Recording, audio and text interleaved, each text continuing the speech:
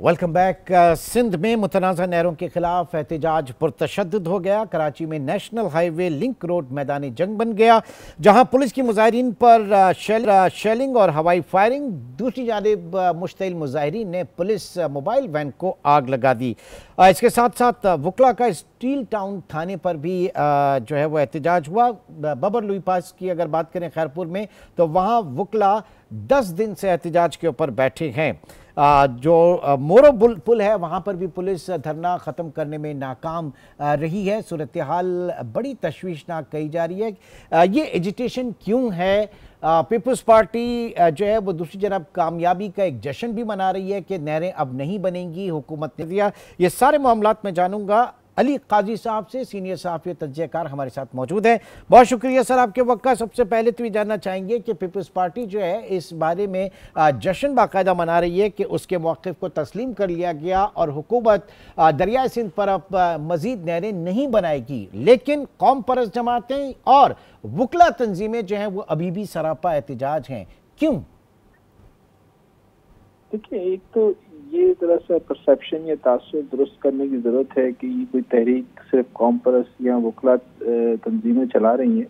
यकीनन उनका भी एक किरदार है, लेकिन ये बाय एंड लार्ज एक आम लोगों का मसला है, जिसपे वो बल्कि इसको आप बुनियादी इंसानी हकूक़ के लिए एक तहरीक कह सकते हैं। तो उसमें तो आम आदमी ऑर्गेनिकली खुद ही पार्टिसिपेट कर रहा है। लेकिन जहाँ तक पीपल्स पार्टी का ताल्लुक है, तो अपने तई तो वो जश्न ठीक मना रहे हैं कि उनकी बात नवाज लीग ने यानी उनकी इत्तेहादी जमात ने कबूल कर ली है। लेकिन इसमें ट्रस्ट डेफिसिट का जो एतमाद का फुकदान का फैक्टर है, वो बेसिकली कारफरमा है कि जो लोग धरनों पर या एहतजाज कर रहे हैं वो कहते हैं कि उन्हें कोई चीज़ कॉन्क्रीट फॉर्म में यानी नोटिफिकेशन के फॉर्म में नजर आनी चाहिए। वेरस जो प्राइम मिनिस्टर बिलावल ज़रदारी साहब, भुट्टो ज़रदारी साहब ने अनाउंसमेंट किया कि वो 2 तारीख को 2 मई में CCI के इजलास में इसका बाज़ाब्ता कोई फैसला करेंगे। तो पीपल्स पार्टी तो यकीन दहानी पर मुतमईन है, और उसे होना भी चाहिए क्योंकि वो इत्तेहादी जमात है नवाज लीग की। लेकिन जो बाकी फरीकैन हैं, ये एतमाद नहीं आ रहा कि 2 तारीख को भी होगा या नहीं होगा।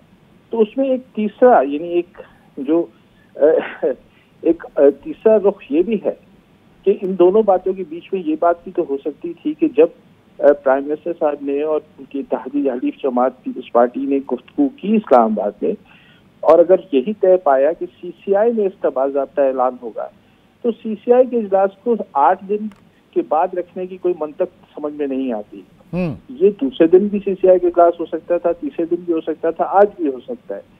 तो अगर जब नीयत यही है जो फेस ऑफ इट पे नजर आती है कि जी ये तय हो चुका है कि कैनाल्स नहीं तामीर होंगे, तो और इसका फैसला CCI से ही करना अगर मकसूद है, तो क्यों जरूरी है कि उसे 8 दिन तक मुलतवी के बाद रखा गया इजलास को?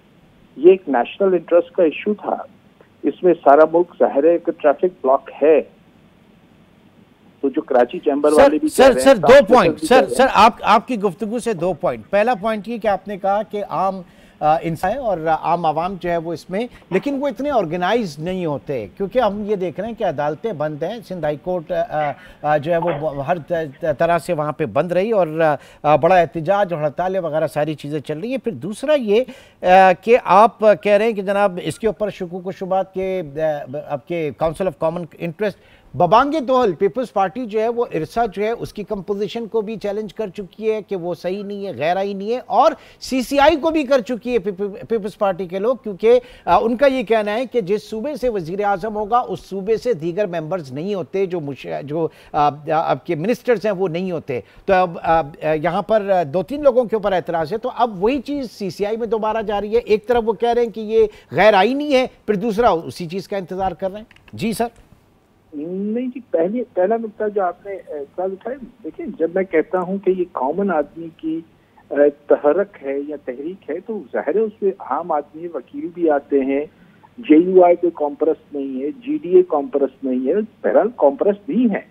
लेकिन इसे कॉम्परस्ती की तहरीक की बजाय मैं ये कहना चाह रहा हूँ कि ये तासुर गलत फैलाया जाता है कि कॉम्परस्तों की या कॉम्परस्ती की कोई तहरीक है। ये پانی ایک بنیادی انسانی حق ہے، اس کے لیے ہر آدمی بے چین ہے، چاہے خواہ اس کا تعلق کسی بھی پارٹی کسی بھی مکتبہ فکر سے ہو۔ دوسرا نقطہ جو آپ فرما رہے ہیں کہ سی سی آئی کو پیپلز پارٹی نے اس طرح سے کنٹروورشل نہیں کیا ہے، معذرت سے میں آپ سے اتفاق نہیں کرتا ہوں۔ پیپلز پارٹی کا موقف شروع سے یہ رہا ہے کہ سی سی آئی کا اجلاس بلایا جائے، اور اب اس سکھر کے جلسے میں بلاول بھٹو زرداری صاحب نے کہا کہ ان کا لکھت میں تحریری معاہدہ نواز لیگ کے ساتھ ہو گیا ہے کہ باوجود اس کے کہ نواز لیگ کی اکثریت ہے اس میں سی سی آئی میں، لیکن بقول بلاول صاحب کے کہ جو تحریری معاہدہ ہوا ہے اس کی روح کے مطابق یہ ہوگا کہ جی یہ جو اکثریت ہے نواز لیگ کی وہ پیپلز پارٹی کے اس موقف کی حمایت کرے گی، یعنی کناز نہ بننے کی۔ تو اس وقت دیکھیں، لیکن اس سے مسئلہ حل نہیں ہو رہا ہے نا سر۔ دیکھیں آج بھی دھرنا لگا ہوا ہے، آج بھی ٹرالرز بلاکڈ ہیں، جو بھی سارا اس کا جو امپیکٹ ہے 10 دن سے، اب اس میں وائلنس بھی جیسے آپ فرما رہے ہیں کہ پولیس بھی آ رہی ہے، اب ظاہر ہے گورنمنٹ بھی فرسٹریٹ ہو رہی ہے۔ ٹھیک، تو بہتر نہیں تھا کہ سی سی آئی نہیں اگر کرانا مقصود تھا ایگزیکٹلی تو وہ 8 دن بعد کیوں وہ فوری طور پر کیوں اجلاس نہیں بلا لیا گیا؟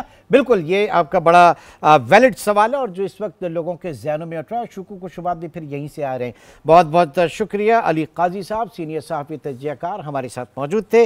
اب دیکھنا یہ ہے کہ یہ معاملات آگے کہاں چلتے ہیں، کیونکہ پانی کی تقسیم یقیناً ایک عام آدمی کے لیے بہت بڑا مسئلہ ہے، چاہے وہ جو بھی پروونس ہو، اور یہ تمام معاملات جو ہیں کاؤنسل آف کامن انٹرسٹ کے اندر آ کر ان کو حل ہونا ہے، لیکن سی سی آئی جو ہے اس کا اجلاس تاخیر سے کیوں بلایا گیا، یہ ایک $1 ملین کوشچن ہے۔